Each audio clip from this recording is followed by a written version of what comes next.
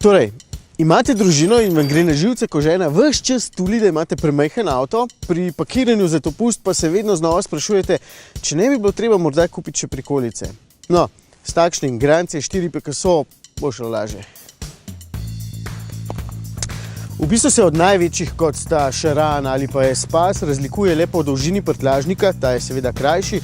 No, ob teh dveh doplačilnih sedežih, ki staneta 610 €, pa je tudi bolj plitek. Na njiju se sedi zgolj zasilno, zato jo dejansko ne priporočam, razen seveda, če jo nujno ne potrebujete.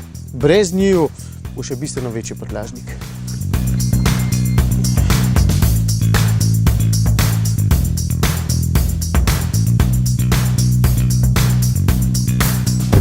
Je pa za potnike odlično poskrbljeno. 3 otroci bodo v svojih sedežkih tule zadaj zlahka sedeli, pred njihovimi nožicami pa bo zevala prava praznina, kar je seveda super, ker potem tole ni takoj umazano. Evo, pa še mizice imajo, v tleh pa skrite predalčke za avtomobilčke in ostalo kramo.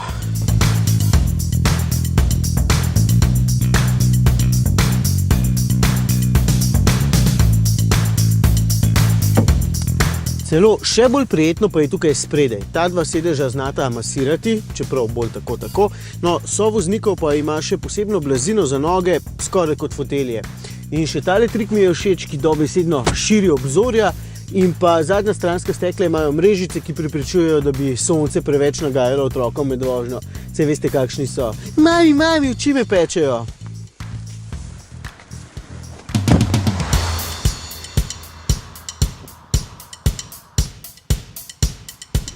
Torej, iz družinskega vidika je zakon, je pa vseeno par stvari, ki me motijo. Tole je odličen avtomobil za vse tiste, ki komaj čakate na avtonomna vozila ali pa se radi vozite z vlakom. Tole znotraj je kot v dnevni sobi in za volanom si skoraj odtujen od same vožnje, kar meni ni všeč, bo pa vsem tistim, ki se vožnje sploh ne veselite. Položaj za volanom je zgolj povprečen, sploh ta volan je prevelik celo za ležerno vožnjo in mi sploh ni prijeten. Občutek na njem tudi ne, ker je slab, čeprav ob umirjeni vožnji to niti ne moti dosti.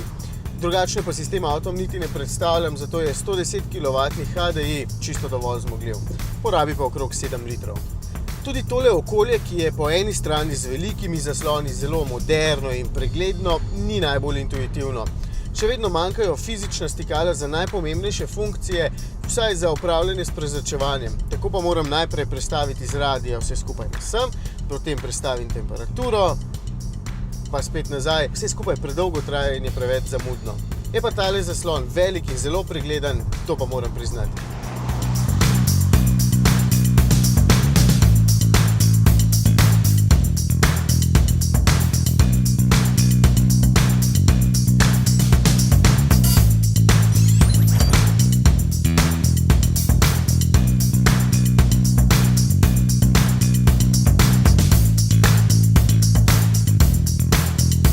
34 € stane takšen z bogato opremo fil in za umirjene družine je zelo dober.